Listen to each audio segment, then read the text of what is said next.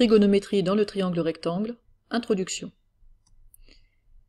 Un peu d'étymologie d'abord, qu'est-ce que ce mot trigonométrie signifie?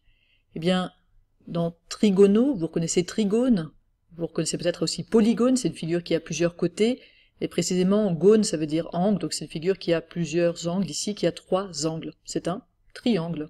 Donc on s'intéresse à la mesure, à la métrie des triangles. Quand on parle de la mesure des triangles, on va parler de 6 choses, en principe. Ça va être les 3 côtés, les 3 longueurs des côtés du triangle, et les 3 mesures des 3 angles du triangle. Alors pourquoi on s'intéresse particulièrement aux mesures des triangles, à la métrie des triangles? Mais parce que, regardez, ici j'ai pris un pentagone, c'est une figure qui a 5 côtés, quelconque, et ce que je peux faire, c'est que je peux découper mon pentagone en 3 triangles. Donc si je connais parfaitement les mesures de mon triangle, eh bien je connaîtrai parfaitement les mesures de mon pentagone. En fait, les triangles peuvent découper n'importe quelle figure. C'est un peu la figure de base, si vous voulez, la brique Lego de base de n'importe quel polygone. Et on peut même aller un petit peu plus loin. Regardez dans mon triangle à gauche, si je trace ici une hauteur, alors je peux tracer celle-là, je pourrais tracer n'importe quelle hauteur, il y a 3 hauteurs dans le triangle, eh bien je crée 2 triangles, qui sont 2 triangles rectangles.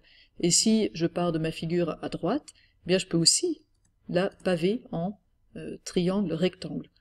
Donc encore plus fort que notre trigonométrie, on va s'intéresser, nous, à la trigonométrie uniquement dans le cas des triangles rectangles. Si on connaît parfaitement nos triangles rectangles, eh bien on pourra décrire parfaitement n'importe quel polygone.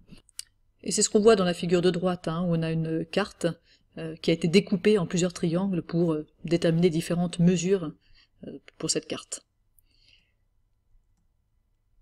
On fait de la trigonométrie depuis très longtemps. On a retrouvé une tablette qui date de 1700 avant Jésus-Christ, une tablette babylonienne, sur laquelle on trouve déjà des indications de rapports trigonométriques.